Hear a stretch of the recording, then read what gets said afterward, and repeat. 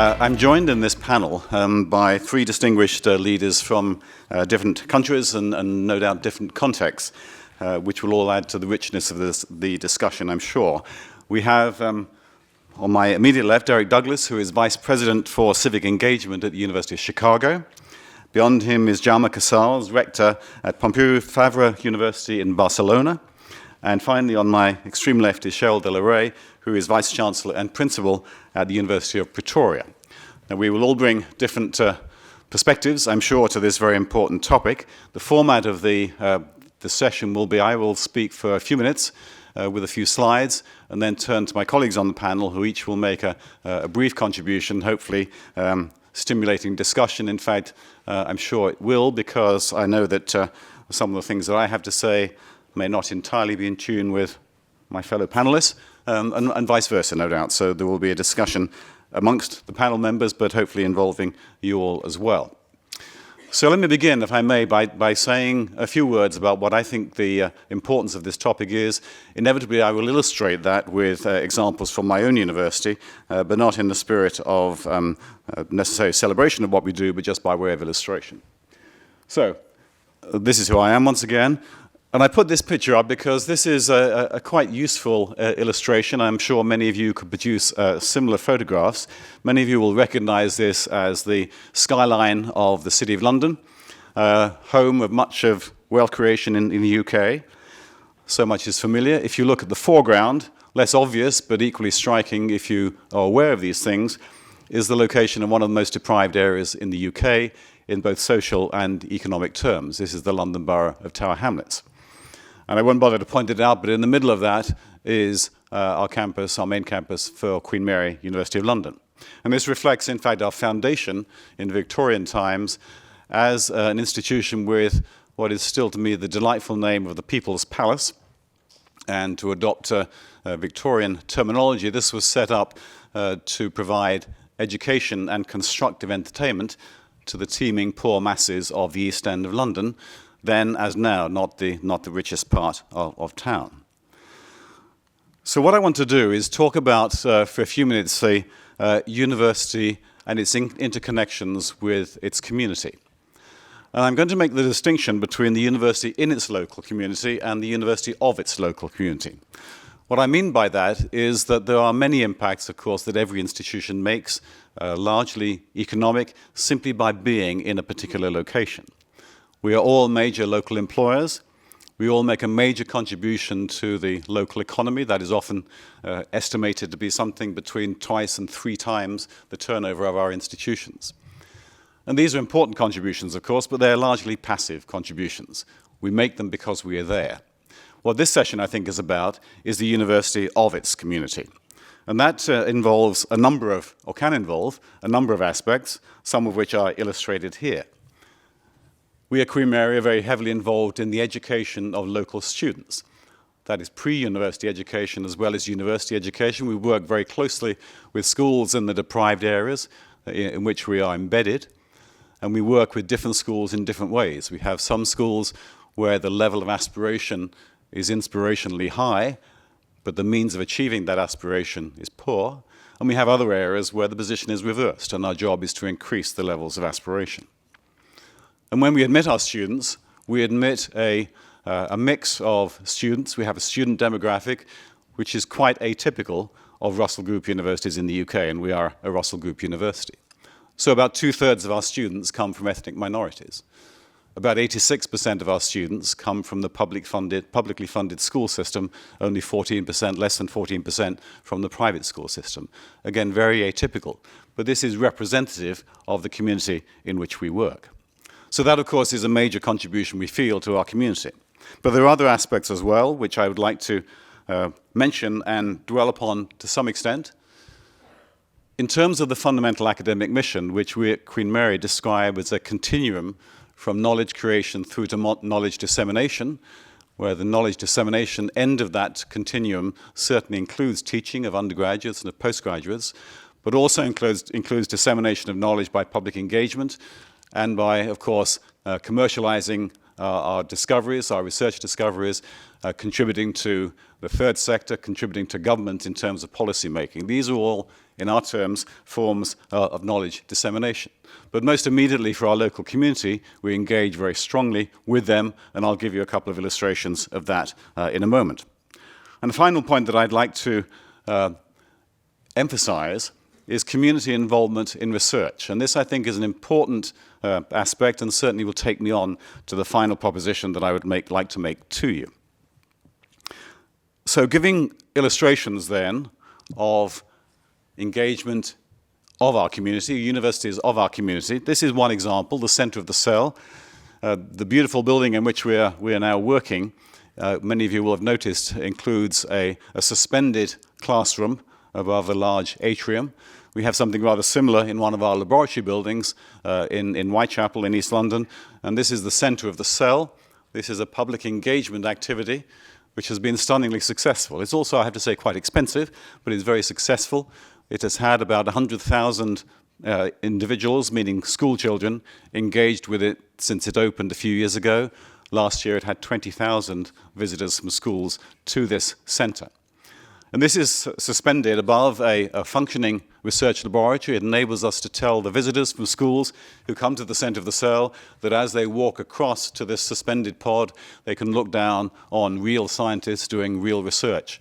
And then they go into the pod, and there is a rather futuristic show that they're given, which describes and gets them to engage in, for example, electronic games, all to illustrate the importance of the research we do, and of course to get our students, our school students, involved in science and aspiring to careers in science. And the involvement of our academics and our staff is, I think, quite inspirational. Almost all the visits made by school students to the center of the cell are mentored and guided by current medical school students. We have, as approaching a requirement now, that all research grant applications that are submitted from this particular unit of the university include a commitment to use some of their research and to transmit, to disseminate some of their research through the mechanisms set up by through the center of the cell. So this is a wonderful way of engaging our community. We have also a youth membership scheme of the center of the cell, again involving local school children, and the figures show that 86% of the members of that scheme go on to university. Not necessarily Queen Mary. These exercises are not specifically designed to draw students into Queen Mary. They are designed to raise aspiration and achievement amongst school students. And if they go to Oxford, they go to Cambridge, they go to King's College London, they go to Queen Mary. Each one of those is a success. So that's the first example I wanted to use to illustrate the engagement in our local community, where we've served them in this particular way through the center of the cell. Many of you will be able to tell a story similar to this one, I suspect. This is the Legal Aid Center, which is the center run by students under professional lawyers' advice to give legal advice to members of the community who have problems, however small, and seek our advice. Now, you see some of the statistics there, but recognize, of course, that this is not an entirely altruistic exercise, and we have a nice example here of the interaction between these public engagement activities and our fundamental educational mission. Because it is, of course, extraordinarily important and extraordinarily useful for our students to become engaged in this sort of activity for their own professional benefit and as part of their education. We also benefit from the fact that because so many of our students are from ethnic minorities, from the local community, they can interact very comfortably with members of that local community who come and seek our advice. One of the offshoots of the Legal Aid Center is something called Q Legal, which is specifically set up to provide legal advice to small and medium enterprises, notably in an area called Digital Shoreditch, which is an area of northeast London which has become a bit of a hotbed for startup companies in the digital industries. And in many cases, those companies cannot afford to pay for legal advice. They're at a very early stage in their existence, and we provide that advice free, again, through our students, guided by professionals. And you see there the numbers of individuals, our students, who are involved in those programs. I emphasize here once again the interaction between this public engagement aspect of knowledge dissemination and the more formal type of knowledge dissemination, meaning the teaching of our students. The final example I'd like to show in this brief few words is one that illustrates another type of interaction, and this is now between frontline research and our community. This is an initiative called East London Genes and Health, and you see some of the key facts there. This is an initiative which is designed to make use of modern genome sequencing techniques on a population-wide scale. And we are in a particularly fortunate position in one respect in East London, in that we have a population which in genetic terms is extremely interesting. It is also a population with very acute health needs. But the combination of our medical school, our teaching hospital, the very interesting local population, and crucially, the medical records for that population, mean that we have an almost unique opportunity to undertake population-scale medical genomics in a way that is genuinely internationally leading.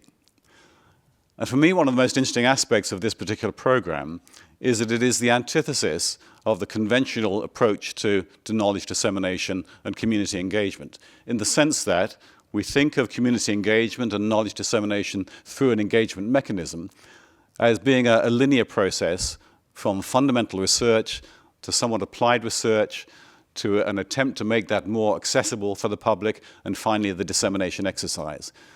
This exercise, this research, turns that on its head, because you cannot do the research without the community engagement. Because what we are doing in this research is asking members of our local population to essentially divulge their most private information, which is their gene sequence. How do we persuade that population that they should do that, bearing in mind that in many respects this will be altruistic, in the sense it won't be a personal benefit, it will benefit their community in general, but not a personal benefit. And the way we're able to do that, and the reason we are successful in doing that, is that we can talk to that population and say, you know, Queen Mary, we've been of your community for many years. You can trust what we do to be for the benefit, ultimately, of the local population. I think this is a nice example of the point about being of the community and therefore engaged with the community and benefiting both our teaching and research activities. For me, the fundamental question, and the one I will finish with, is to pose the question, is such community engagement, is a status of a university of the community, deeply embedded in its community, is that compatible with an aspiration and the achievement of international status as a research-led leading university? So I'll make a couple of observations about Queen Mary, which I think are relevant, and you'll guess, I think, how I'm going to answer the question. But to run through the evidence, we are recognized in the UK as being one of the front runners in our public engagement work and our embeddedness in the community. So I think our credentials in that respect are well established. But then if we can look then at the evidence that we are of international stature, then we are ranked by the Times Higher amongst the 20 most international universities in the world. We were admitted to the Russell Group of universities, broadly speaking the equivalent of the Australian Group of 8, 2 years ago. We were ranked in the last research assessment exercise, the equivalent of the Australian ERA, 9th amongst multi-faculty universities in the 2014 Research Excellence Framework. And I put rather hesitantly my last bullet point there, bearing in mind this was prepared a few days ago, to say that we were within approximately the top 100 universities in the world, according to Times Higher rankings. I'm pleased to say that as of this morning, we can take out the word approximately. So I think the answer to the question I've posed myself is to say, yes, we can absolutely be a university of our community, as well as having aspirations and achievement of international status. Indeed, I would go further, and that this is illustrated by my last example there of the genetic research. In many respects, we can only achieve that international status if we recognize the benefits of being of our local community. So after those few words, I'm going to move on directly to my three colleagues here, who are, by agreement, going to sit and present, and we'll work through them left to right as you view them. So first of all, Derek Douglas, once again, Vice President for Civic Engagement at the University of Chicago. Derek. Thank you, Simon. Good to be with you all, and I want to thank Times Higher Education and the University of Melbourne for hosting this conference and hosting us today. What I want to do is briefly just share a couple of observations that I have with respect to how we're approaching civic engagement work at the University of Chicago, and then give a couple of examples to illustrate that. But I thought I would start with a little bit of context about the university for those who may not know much about the University of Chicago. The university was founded in 1890. We're actually celebrating our 125th year this year, which when you look at the universities at the top 10, for example, where we are, we're probably one of the youngest, if not the youngest, universities. From its beginning, the university was founded in Chicago, on the south side of Chicago, and the urban fabric where we reside has always been part of the university. In fact, the first president of the university, William Rainey Harper, talked eloquently about how being an urban university would help define the type of institution we were and the type of work and impact we would have in the city of Chicago and the world.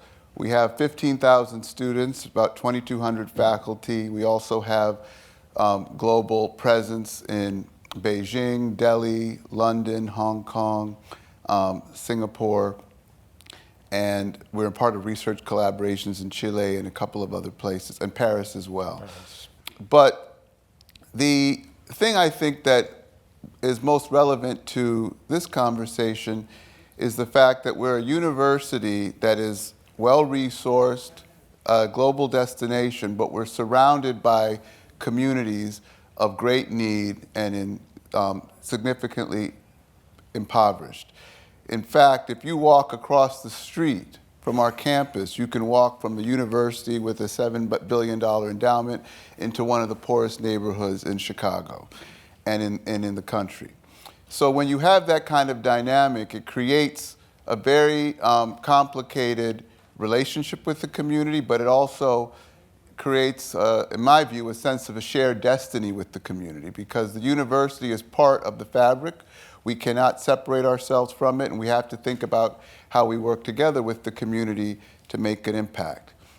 Now, that brings me to a few observations around what civic engagement is and how we think about it. And these are my views. The fellow panelists may disagree, but I just wanted to make a couple of points. One, when one thinks about how you would approach this idea of civic engagement or community engagement, I think there's three vantage points that institutions typically take. One is this notion of what I would call viewing community engagement as a charitable act. It is the moral responsibility of the university because we have a lot of resources and the community doesn't, and we have a moral obligation to do something to help our community. You don't see it as a benefit to the institution itself. You see it as a benefit to the community, but you feel we should be doing it to be kind. A second vantage point is what I would call a notion of self-defense. That is one where the universities or institutions look very insular, and you kind of put up walls and barriers around the university as vis-a-vis the community. You have to engage with the community because there are times where you need to. For example, in Chicago, if we want to build any buildings, you have to get approval from the city, which requires community process. But in that mode of self-defense, you only engage when you have to engage, and you're really more focused on walling off. A third approach is one I would call mutual benefit. And that is where, as an institution, you see engaging with the community and having an impact, not just as a benefit to the community, but also a benefit to the institution itself. And you look for opportunities to engage civically that benefit is clear to both, and the participation of both are important. In the University of Chicago's history, I would say that we, at some point or another, adopted each one of those different philosophies. And I'm happy to say that now we're very strongly in the camp of mutual benefit, and I believe firmly that if you want civic engagement to be part of the fabric of the institution, it needs to come from a vantage point of mutual benefit. If it's viewed as charity, it will always be this separate thing on the side that's nice for a couple of people to do while the university goes about its business. Self-defense is self-explanatory, but mutual benefit, there's an opportunity for the institution to embrace it and see it as part of its core DNA. A second observation that I think is very important is when we're thinking about engaging civically, I think it's critical for universities to engage through mechanisms that are consistent with what universities do. By that I mean, I often say when I'm when I'm working in Chicago that the University of Chicago is not a bank. So many times organizations will come up and they say, can you give us a check for this? Can you give us a check for that to support our work? Occasionally we do, but I say we're not a bank. That's not what we do as an institution. We're also not the city of Chicago. And there's certain services that are needed in the community that the city provides that a university doesn't provide. But what we are is we do research, we teach, we are an anchor, as Simon talked about, in our communities. We hire people, we buy things, we build stuff, we have run a medical center. And we also innovate. We have faculty, students, postdocs that are constantly thinking about innovation, commercialization of research, how they can take science and make an application in the real world. So the way we've been thinking about our civic engagement work, and I'll talk about that in a moment, is how can we leverage the things that universities do well, the things that are strong, and strengthen the university to have an impact. And I believe by doing that, you start to integrate civic engagement into the fabric and the mission and the core functions of the university, as opposed to making it this separate thing. Two other quick points. One is the notion of partnership. I very much believe that in order to do civic engagement or community engagement well, there needs to be a partnership involved.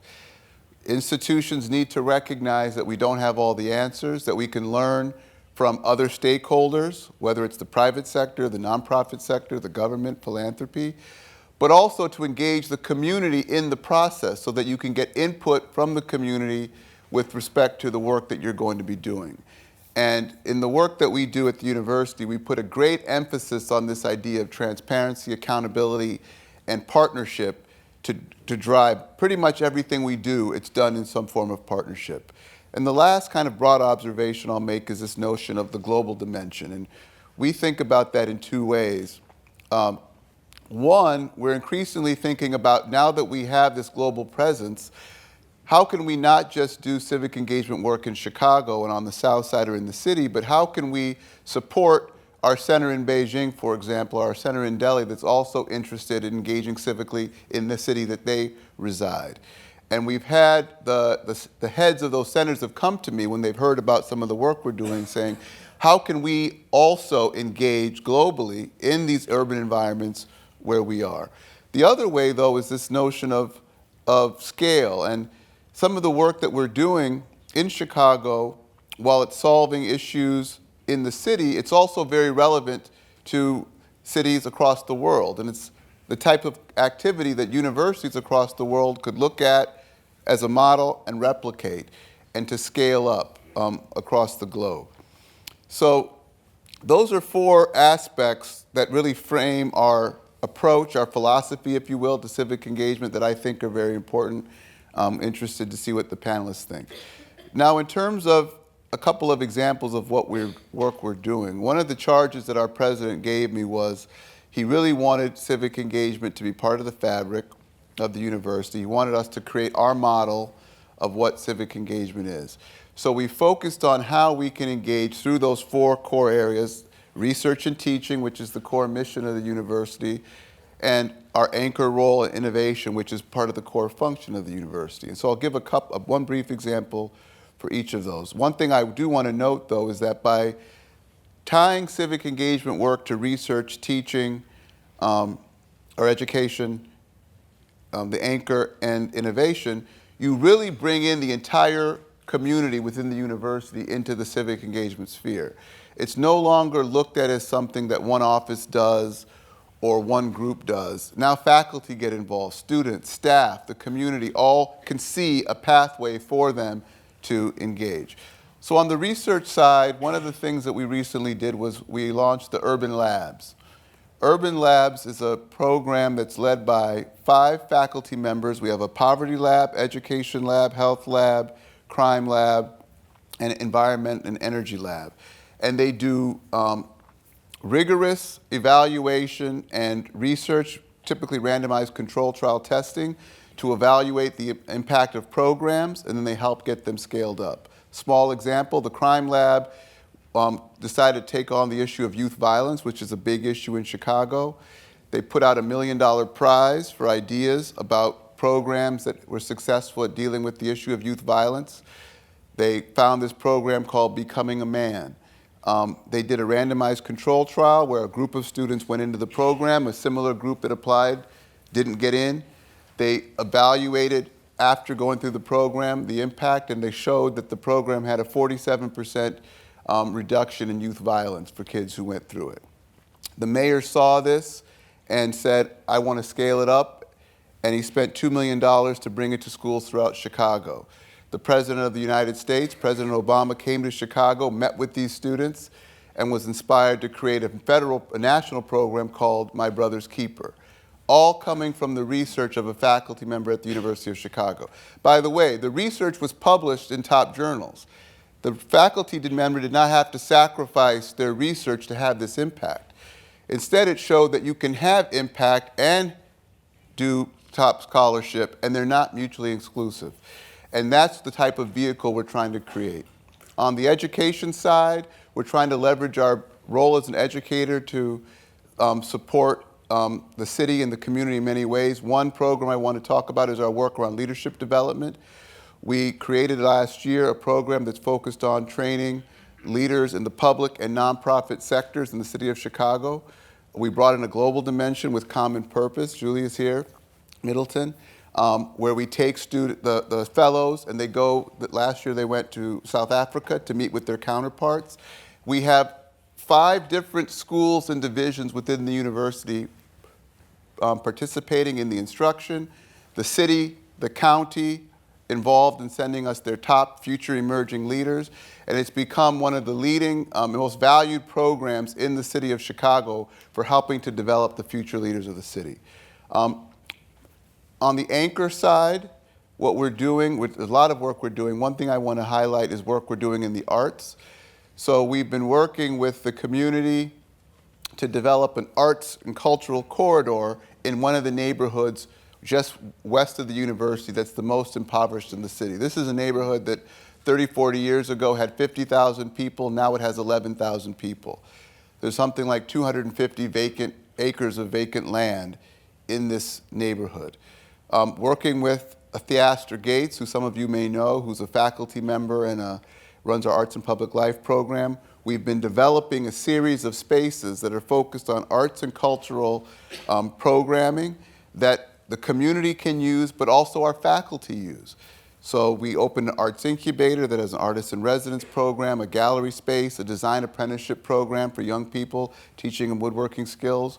We're going to do a Green Line Art Center that will have a cinema, a black cinema house that one of our faculty who focuses on African American cinema can use, dance halls and whatnot. And we're going throughout the block building these spaces that will also interplay with the community. And our hope is that it will catalyze a revitalization of the neighborhood. And the last thing I'll say is around innovation.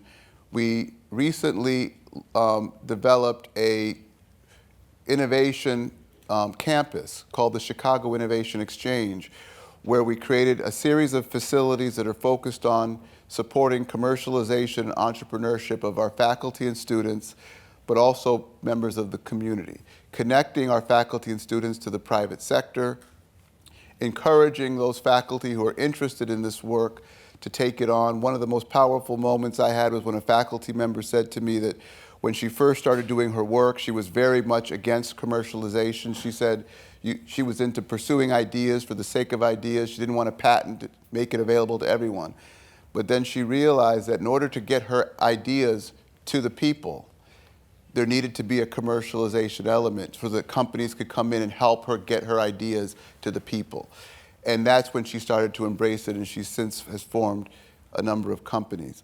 And so that's what we are trying to do through our civic engagement work. It's not necessarily something that everyone is required to do. Every faculty doesn't have to do it. Every student doesn't have to do it. But what we want is that if this is something you want to do, it's not looked down upon. It's valued by the institution. You don't have to do commercialization in hiding. You don't have to do impact research, on your off time. It's something that the institution says is important, is valued, just like those who want to do the basic research. And I think, to Simon's last point, that if you want to be an institution or a university of eminence and impact in today, being engaged civically and in your community is not a luxury, it's a requirement, it's a necessity. And I think as the world becomes more urban, we're going to see more and more value and importance put on institutions playing these roles. Derek, thank you. Jama. I have 7 points of no more than 1 minute per point, and I am going to use my notes to keep in time. The first one is a presentation of my university to try to make more intelligible the 6 others. University is considered a public service in Spain, almost in the same sense that welfare states use the term to describe healthcare or primary education. Our system is based on the guarantees of law rather than on confidence in the autonomy of universities and need for accountability. In Catalonia, we are governed by the same law as in the rest of the Spanish state, with minor differences tortuously introduced by a specific Catalan law that supplements the national one. But several new good practices have yielded good results in the last 20 years. I would like to think that one such phenomenon is Pompeu Fabra University, of 25 years old. We are celebrating this year our silver jubilee. That is an open-minded university fighting against the overcharges of the Spanish legal system, trying to introduce this kind of good practices in the hopes that they will go viral. I say open-minded in the sense of open to scientific progress. At the same time, we share this interest with institutions and companies with a view to increasing our resources for teaching and research. I think that it's enough to present my university. I pass to my second point. My initial idea was to begin by highlighting the connection between urban landscapes and universities. But without slides today, that is not the best idea. There will be other occasions to show very interesting changes in the Barcelona landscape with slides before and after the intervention of the university in the downtown of Barcelona and in the ancient neighborhoods of the city. And that's all my second point. The third point it's to say that it's easy to see that since the 1992 Olympic Games, Barcelona has striven to become a sort of model city, a model that helps to illuminate the way for its sister cities around the world. This goal, at times excessively tacit, needs, among other things, the cooperation of a truly engaged university. I agree completely with your end, Derek. I don't want to be presumptuous. Presumption, said Montaigne, is the most universal illness in the history of the human being. But this is a role that Pompeu Fabra University was destined to play, to make Barcelona not only a wonderful city for tourism, but also a city for universal peace linked to the universal growth of knowledge. This is my third point. I will now spend a few minutes explaining a very simple theory regarding universities and cities, to express in a very simplistic way my ideas. I know that it will sound audacious, and I am aware that I have to be kind to achieve some consensus. I propose 3 models of research universities in terms of their relationship with their cities. The first one I I'm very sorry if I am not quite precise on that, and the disagreement, I think that it's very, very probable. But I say that Oxford or Berkeley are examples of places where the city and the university are virtually one and the same. I call this model the identity model, not very original name. The second one is Harvard, Georgetown. I say the Autonomous University of Barcelona, to include my own alma mater in the group, are examples of universities that have largely become complete neighborhoods unto themselves, attached to a city. And I call this model Sky Model. I don't know why, but I will reflect on it afterwards. And finally, the third one, Johns Hopkins, the University of Melbourne, as far as I know, or Universitat Pompeu Fabra in Barcelona, are examples of universities that are included, integrated, distributed throughout their cities, and that also spread their influence throughout the territory. I call this model the territorial cooperation model. I know why I call with this name, not very happy perhaps. This is to avoid the concept of smart city, then territorial cooperation model. Then my 5th point, as I have to keep things very, very brief, is to formulate the unique theorem of my theory. That is the next one. The academic programs of the third category of universities have to be shaped by their status as essential components of their cities. This is the theorem, then I try to explain a little bit. In some way, the program must reflect this status. In other words, while the first and the second groups do not necessarily need to take their cities into account when formulating their academic strategies, the third group should. Urban studies, social sciences, health, and culture must all be integrated into their programs. And this must, moreover, be done in accordance with a certain profile that is willing to be transformed and adapted in the best service to the city. This is obviously one of the most important questions in the field of universities, academic autonomy and the growth of science. What must we do to be, at the same time, scientifically excellent and socially cooperative? And I arrive to my 6th point.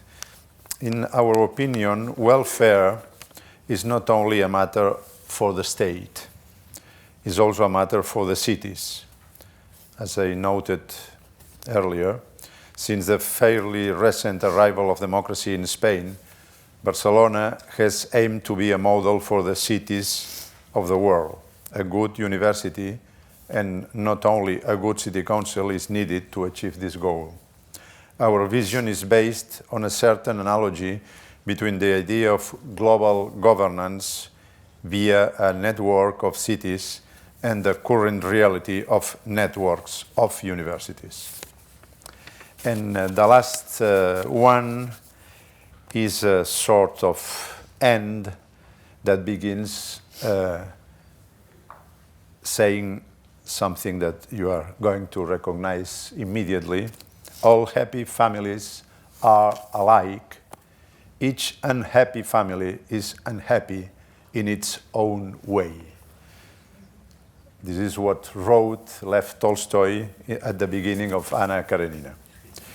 If you can pardon me for manipulating that clever and deep sentence, I might suggest that all mediocre universities, when I dream of these thousand and thousand soi-disant universities of the world, all mediocre universities are alike. Each good university is good in its own way. I am not suggesting, but perhaps would be an idea that the good universities are in some way necessarily unhappy. I am not entirely sure about the truth of this formula, but I do feel that there is something certain in it. Hopkins notes that it is the largest employer in Baltimore. You have said that before on your own university. Hopkins say that even in the simplest brochure presenting the great institution. We feel toute proportion gardée that there is a certain likeness between Baltimore and Barcelona, between Hopkins and UPF. You have to know that we have a strong appointment with Hopkins Bloomberg Public Health School, the JIHU UPF Center in Barcelona.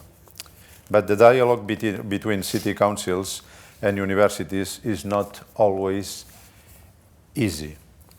While we had a strong understanding with the last city council of Barcelona, the incumbent party lost the recent elections. And today we are in conversations with the new one. To return to the idea of the Spanish system once again, somebody thought that Spanish universities should reflect the general democratic model of universal suffrage. In that sense, I am considered not as a public authority in the strictest sense, but also an elected one. This is a parody of democracy, obviously. When you are in this position, when our new city council will be ready to understand the meaning of a university inside the walls of Barcelona, when the agreement with the other party will be adapted to the new one in the city council, offering deep changes to adapt to the interest of the city, just then perhaps a new rector of UPF with other ideas will have to be elected. Thank you. Thank you very much. Cheryl, quickly on to you. Thank you very much, Simon. And I also wish to thank the organizers for the opportunity to speak to you this afternoon and for the invitation. Last week I was in New York on the occasion of the 10th anniversary of a network of over 300 universities, of which the University of Pretoria is part. This is the Talwars Network. It's a network that is focused on the responsibility of universities towards what in many countries is called civic engagement, what we in South Africa would call community engagement, the topic of the panel this afternoon. As we celebrated this 10-year anniversary, I think it became clear to all of us that, and I would be justified this afternoon in making the observation that there's been, in a rather short space of time, a growth of the notion of the engaged university, the model that was talked about at the turn of the 20th century, entering into the 21st century. The other success factor of this network is not only the growth in membership to over 300 in the last 10 years, but we've also seen ourselves, and I'm the vice chair of the network, attracting an increasing amount of funding for our activities as a network, but within each university system. And this meeting in New York coincided with, of course, the UN event at which the Sustainable Development Goals were adopted. And as part of the scientific community, you might be aware that some years ago, many of the major foundations that support research got together in the Belmont Forum to talk about funding the grand challenges of the world. So I think I'm justified in making the observation that there has been a global movement towards thinking about the role of universities, both public and private universities, with respect to civic engagement and community engagement. But as we debate this topic this afternoon, I do wish to make an observation that it's important that we don't see local or community and international as a binary or as a dualistic issue, as I think my co-panelists have pointed out. Because some recent events, such as the whole refugee issue, how people are moving around the world, clearly demonstrate that notions of local versus global are really behind us, that we have to think about how these concepts connect. Now, of course, coming from an African university, and particularly I come from a South African university, there are particular challenges we face. You could say some of them are rather in-your-face challenges. So issues of inequality, and particularly in emerging economies like South Africa, huge gaps between large numbers of very poor people and small numbers of increasingly wealthy people, as our economies have grown over the past 20 years in the case of South Africa. So one of the responsibilities I see that I have as heading up the largest public university in South Africa is that we are producing, or we have the privilege of thinking about our responsibility in producing graduates who are likely to be the leaders or future leaders of the professional spheres in our countries, of the business sector, but also government leaders in the future. And what is the quality of graduate do we wish to produce in the future? Could we produce a quality of graduate that would take us further as a country, as an African region, further on the path of sustainable development? So from the point of view of a university strategy, I firmly believe that civic engagement or community engagement must be seen as a core part of the public good function of universities. And I think we share that view based on what I've heard this afternoon. But it's not simply about public good in a broad sense, but it's also, as I wish to emphasize, thinking about the quality of graduates that we're producing, the quality of leadership, and in our case, perhaps more acutely than in others, the quality of citizens that we're producing for our society. So what we do at the university is see community engagement from three perspectives. Firstly, through what we call curricular community engagement. In other words, we see, or we ask ourselves the question, how does community engagement sit, or how can we integrate it within the nexus of teaching and research, which is the core mission of the university? And in that context, we have defined community engagement as an essential graduate outcome or graduate attribute. So it doesn't matter what program an undergrad student is enrolled in, be it engineering, and we have the largest school of professional engineering in the country. Every single undergraduate student, by the time they graduate, has to participate in a community engagement project, and they get grades for it. It's part of their core curriculum. And of course, there are all sorts of other issues in the curriculum. So what is the role of humanities, the broad humanities disciplines, in training professional people like medical doctors? And we've asked ourselves deep questions about what kind of graduate do we wish to produce, not only for South Africa, but as many of you know, particularly here in Australia, we are producing professional graduates for many other countries, namely medical doctors. Half of all of our graduates work in countries other than South Africa. So the identity and purpose of community engagement, I think, is part of the core mission of the university, and that's particularly how I see it. But then we do have a whole set of other activities that I would define as co-curricular community engagement, where I think the unifying factor is that these are student-led activities. So students, as part of enriching student life at the university, may undertake one aspect or another of community engagement. And we have a large residential student group, and all of them do something as part of their residential life. But that doesn't count towards the curriculum in any way or to their grading and credits. I think I'd also like to make the point that I think community engagement plays a very valuable role in ensuring that students develop a much broader perspective. a perspective that enriches their intellectual view of the world, because they engage with people fundamentally different to themselves very often. And that's how we channel the curricular engagement, placing students with people who live a different life, different quality of life, to the quality of life that they've become accustomed to. It also helps us produce responsible leaders for the future.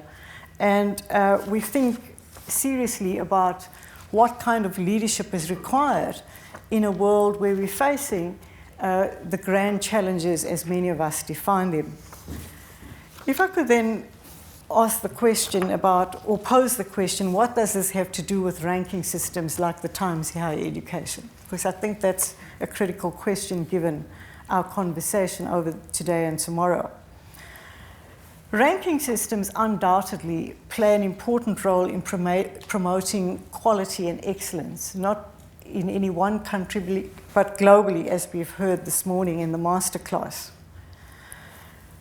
The issue that I'd like to raise for discussion today is, given the growing number of universities worldwide who are taking the public good role of universities much more seriously with respect to how it manifests in local communities, should we not be asking, how can rankings or metrics assist us in recognizing this aspect of the role of universities in our society? And of course, there are always difficulties with converting these kinds of activities to metrics that are easily computed for ranking systems. But given these same difficulties applied at the beginnings of ranking systems, I don't believe they're insurmountable. If we think of what the hallmark of university quality assurance is, namely peer review, we've been able to develop great proxies for research excellence with the technologies and the data science that's now available. So I don't think it's insurmountable. It's something we can definitely challenge or definitely take on board. A final point I'd like to make is that we often have conversations about community engagement and then separate conversations about industry partnerships. And I don't think these should be seen as separate. So in my context, 1/3 of our university income comes from university partnerships of one sort or another for different purposes. And we see our responsibility to the local community as an integral part of the work we do with industry. Because if we think about the future markets, and certainly Africa with its demographics, Africa is known to have a youth bulge. More and more global companies are seeing Africa as the future global market. To do business in a context or in a market like that, one needs to think about issues of relevance to local communities, because that's where the future market of industries are. So we found ourselves as a university attracting more and more industry partners in the recent past, based on the work that we're doing in the community. And related to this, and I perhaps do have an opportunity, Simon, if you would agree to give me one more minute. I know we've run out of time. We have a formal partnership with our local government. By formal, I mean that it's a signed partnership with a set of contracts and outcomes that we deliver for the city every year. Because we see the future of the university and our success in ranking systems and beyond that very much related to the success of the city. We're not a business. We're a public university. If things go wrong in the city, we can't pack up and move. So we're definitely an anchor institution. So we assist the city in future planning on key questions. So in the city of Pretoria, the demographers estimate that there are 10,000 new people coming into the city on a daily basis. That's a huge planning challenge for a city. We have the biggest school of engineering, we have an architectural school, we have a whole range of expertise in the university, and our success depends upon that partnership. So we really do see it as mutual benefit, as I think my co-panelists talked about, and something I'd like to reiterate. If I could end off with referring to once again the ranking systems. What ranking systems do by choosing some metrics and not others, and in defining a methodology, is actually present to the world a model of what a university is and what a great university is. And I think it's very important as rankings become more and more global, as we saw the map that Phil put up this morning, that we think about what is the role of the global university, but very much in relation to its location and the diversity of those locations across the world, bearing in mind increased mobility of graduates and professionals. So the person I graduate tomorrow could be working in your university in the future, and vice versa. And that's the world that I think we have to think about when we think about what is the vision of a university and what's the vision of a great university that is supported by any one ranking system. Thank you.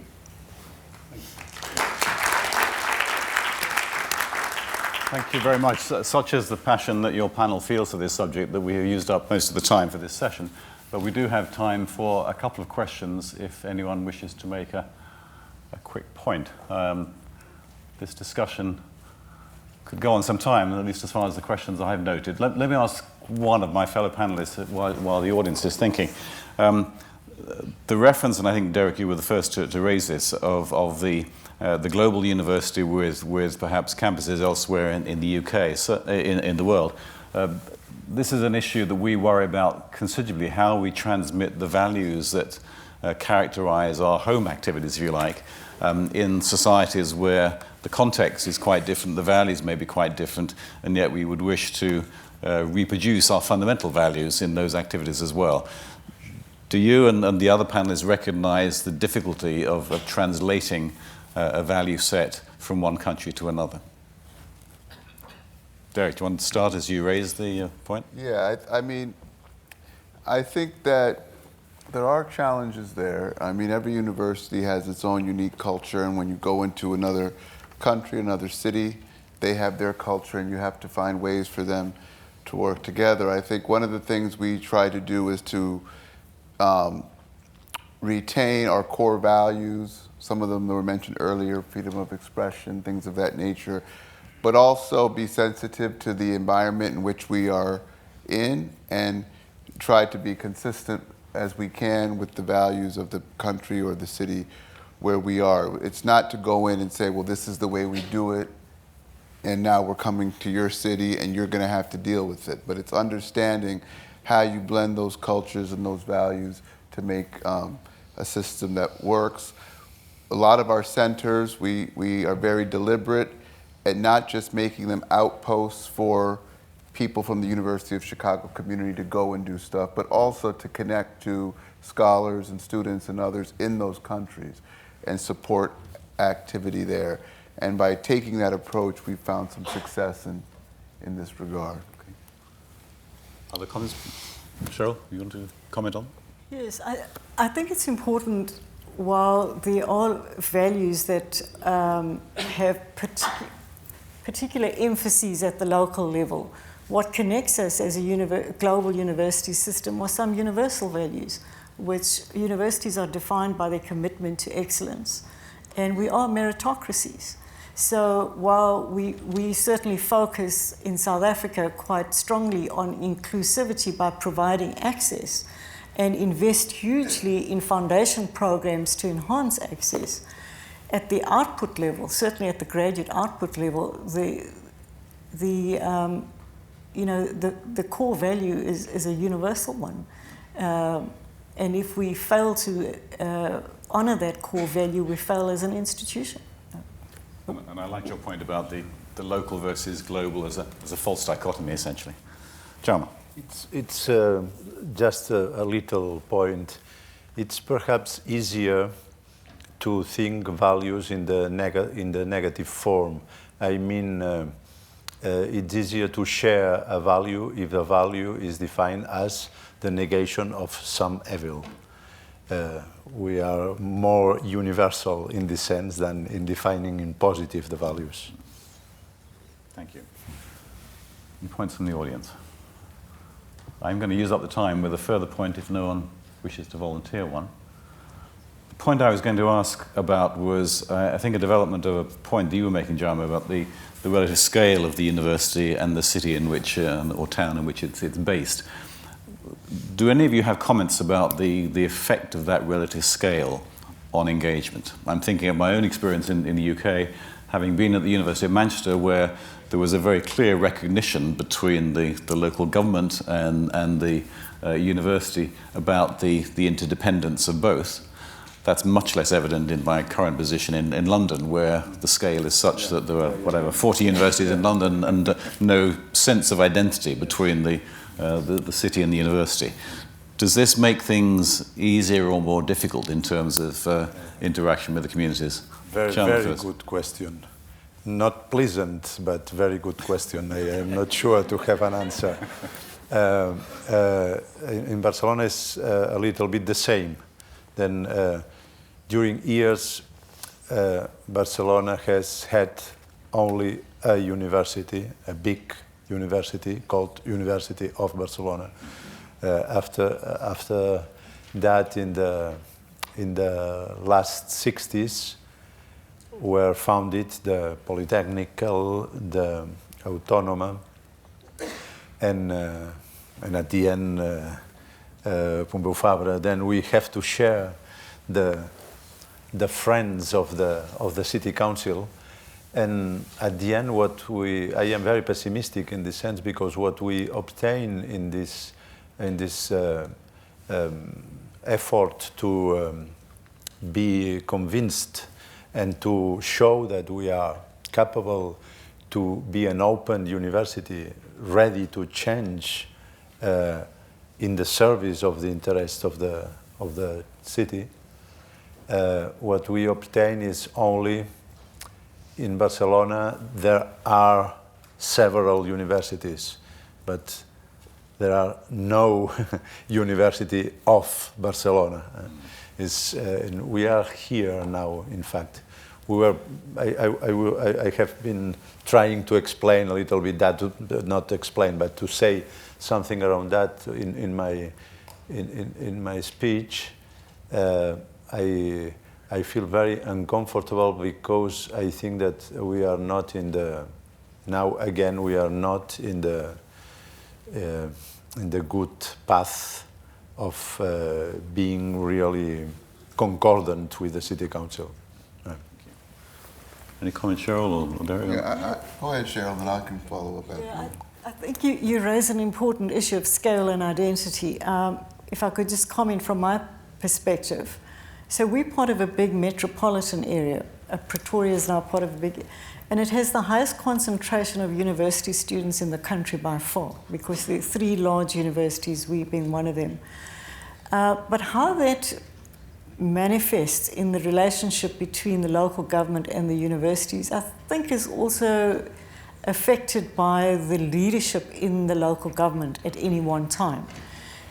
We are very fortunate, I believe, to have a young mayor. He's just about 40, who happens to be a graduate of my university. So that's always helpful in developing partnerships. So I think there are a number of other factors, including the age of an institution and when it kind of bedded itself within the development of a city, and how rooted it is in the history of that city. And we certainly are, being the oldest in the city. And so that also matters. Okay. But the quality of government leadership in our part of the world makes a huge difference. Yes, and the only point I would add is that it's both the quality of the local government leadership, but it's also the mindset of the institution. Because I think at the University of Chicago for a time, our focus was only on engagement, was only the couple of neighborhoods right near us. And the president of our university would say, we're the University of Chicago. So we want to have that impact hyper-locally, but we also want to be relevant throughout the city. And we intentionally designed a set of initiatives and programs that do things across the city, and we strengthened the partnership with the mayor. And our mayor, Rahm Emanuel, views the universities in Chicago as the #1 asset to the city. he says that publicly. It's more important than companies, headquarters, anything. It's the universities, because that's what attracts the talent, that's what attracts a lot of the investment. And so I think both the mindset on both sides is important to being relevant at the larger scale. Thank you. Well, I'm afraid we are out of time, and it would be impossible, I think, to summarize the discussion. I think there are just 3 points I might make, not by way of conclusion, but observation that brings a few things together. I've been struck by, both this morning and this afternoon so far, the frequent mentions of the public good. And this, of course, nicely anticipates the overarching theme of this conference next year, but it does come through very strongly in this discussion and in the early discussions today. The second point I think has been clear is that when we're talking about public engagement, increasingly there is a recognition that this is not an optional add-on, it's not something that we do when we've done our research, when we've done our teaching. There is increasing interaction between these various components of what we do. And related to that point, I think the days are gone when that community engagement and that engagement with our cities, our towns, our regions is an option. It now is an absolutely fundamental part of what we do. So with these brief observations, I'll bring the discussion to a close. Before I ask you to thank collectively the panel members, could I say that the breakout session, not the breakout, is it called a breakout session? Number 1 is in here. Session 2 is in another location, and if you leave the lecture theatre, you'll be guided to that location. But for now, thank you very much for coming, and join with me in thanking the panelists.